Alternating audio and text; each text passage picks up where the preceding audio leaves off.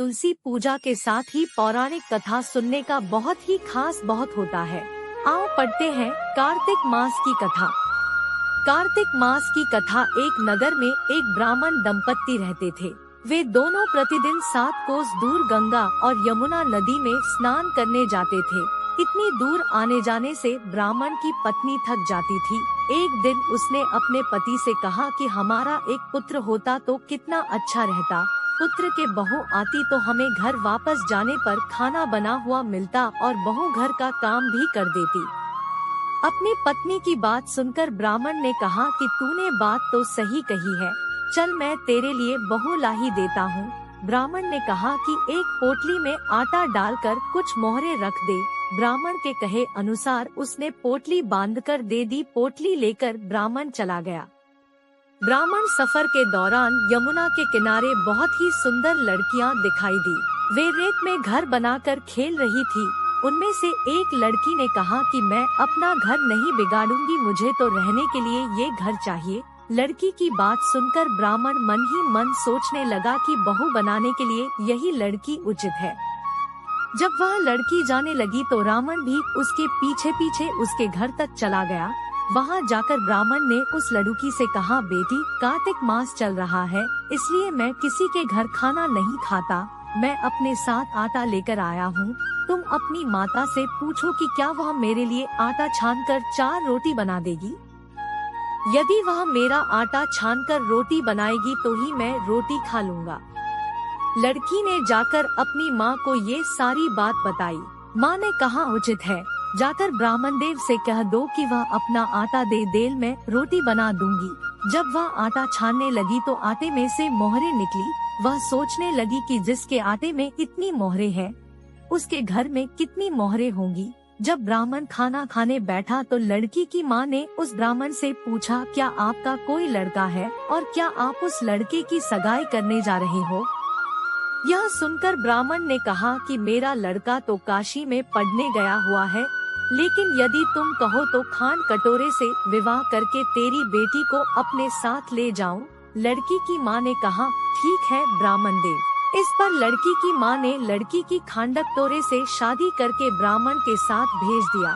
ब्राह्मण ने घर आकर कहा, रामू की माँ दरवाजा खोलकर देख, मैं तेरे लिए बहू लेकर आया हूँ। ब्राह्मण की पत्नी भीतर से ही बोली, हमारे तो कोई बेटा बेटी नहीं है, तो बहू कहाँ से आए। दुनिया ताने मारती थी, अब आप भी मारने लगे। ब्राह्मण ने कहा, तू दरवाजा खोलकर तो देख। जब ब्राह्मणी ने दरवाजा खोला तो सामने बहू को खड़ी देखा।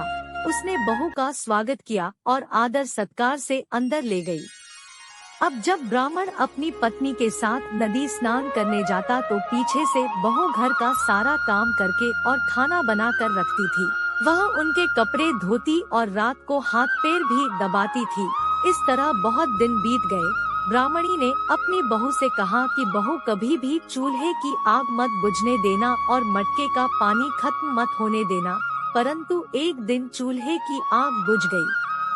यह देखकर बहू घबरा गई और भागी भागी अपनी पड़ोसन के पास गई और कहा कि मेरे चूल्हे की आग बुझ गई है, मुझे थोड़ी आग चाहिए।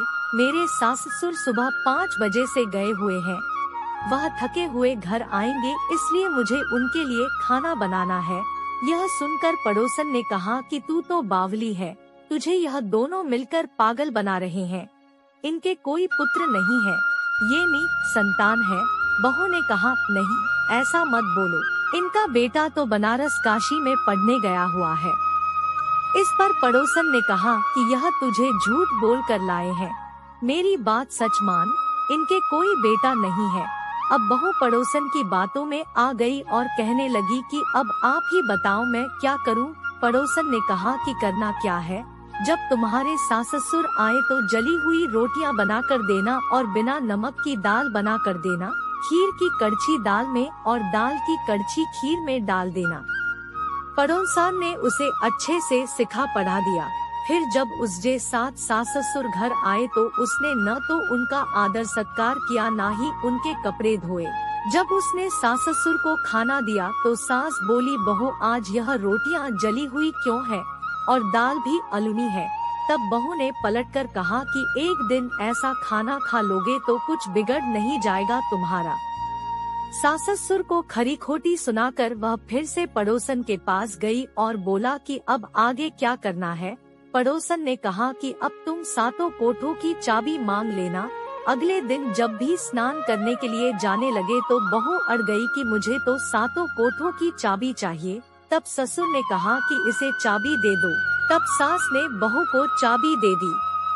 सास ससुर के जाने के बाद जब बहू ने दरवाजे खोले तो देखा कि किसी में अन्न भरा है, किसी में धन भरा है और किसी कोठे में बर्तन पड़े हैं। जब उसने सबसे ऊपर का 7वां कोठा खोला तो देखा कि शिवजी, पार्वती माता, गणेश जी, लक्ष्मी माता जी, पीपल पतवारी, कार्तिक के ठाकुर, राय दामोदर, तुलसी जी का बिड़वा, गंगा यमुना और 33 कोटि देवी देवता विराजमान है। वहीं पर एक लड़का चंदन की चौकी पर बैठा माला जप रहा है। यह सब देखकर उसने लड़के से पूछा कि तुम कौन हो? तब लड़का बोला कि मैं तेरा पति हूँ, अभी दरवाजा बंद कर दे, जब मेरे माता पिता आएंगे तब दरवाजा खोलना। यह सब देखकर बहू बहुत खुश हुई और 16 श्रृंगार कर सुंदर वस्त्र पहनकर अपने सास ससुर का इंतजार करने लगी। उसने अपने सास ससुर के लिए अच्छे अच्छे पकवान बनाए। जब उसके सास ससुर घर पर आए तो उसने उनका आदर सत्कार किया और प्रेम पूर्वक खाना खिलाया और हाथ पैर दबाने लगी। पैर दबाते दबाते बहू ने कहा कि माँ, आप इतनी दूर गंगा यमुना स्नान करने के लिए जाती हो तो आप थक जाती हो, इसलिए आप घर पर ही स्नान क्यों नहीं करती हो? यह सुनकर सास कहने लगी कि बेटी, गंगा यमुना घर पर तो नहीं बहती है। तब उसने कहा, हाँ माँ जी बहती है, चलो मैं आपको दिखाती हूँ। जब बहू ने 7वां कोठा खोलकर दिखाया तो उसमें शिवजी, पार्वती जी, गणेश जी, लक्ष्मी जी, पीपल पतवारी, कार्तिक के ठाकुर, राय दामोदर, तुलसी जी का बिड़वा, गंगा यमुना बह रही है और 33 कोटि देवी देवता विराजमान है। वहीं चौकी पर बैठा एक लड़का माला जप रहा है। माँ ने उसे देखकर कहा कि बेटा तू कौन है? लड़का बोला, माँ मैं तेरा बेटा हूँ। तब ब्राह्मणी ने पूछा कि तू कहाँ से आया है? लड़के ने जवाब दिया कि मुझे कार्तिक दे ने भेजा है। माँ ने कहा, बेटा यह संसार कैसे मानेगा कि तू मेरा बेटा है? माँ ने कुछ विद्वान पंडितों से मदद मांगी। पंडितों ने कहा, इस पार बहू बेटा खड़े हो जाएं और उस पार माँ खड़ी हो जाए।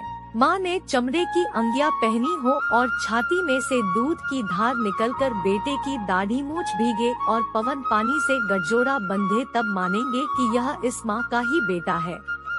उसने ऐसा ही किया। चमड़े की अंगिया फट गई और छाती में से दूध की धार निकलकर बेटे की दाढ़ी मूछ भीग गई। पवन पानी से बहू बेटे का गठजोड़ बंध गया। यह सब देखकर ब्राह्मण और उसकी पत्नी की खुशी का ठिकाना ना रहा। तो यह थी कार्तिक मास की कथा। हे कार्तिक के ठाकुर, जैसे ब्राह्मण और ब्राह्मणी को बहू बेटा दिया वैसे सबको देना। कार्तिक मास की कथा कहने, सुनने और हुंकारा भरने वाले सब पर कृपा करना।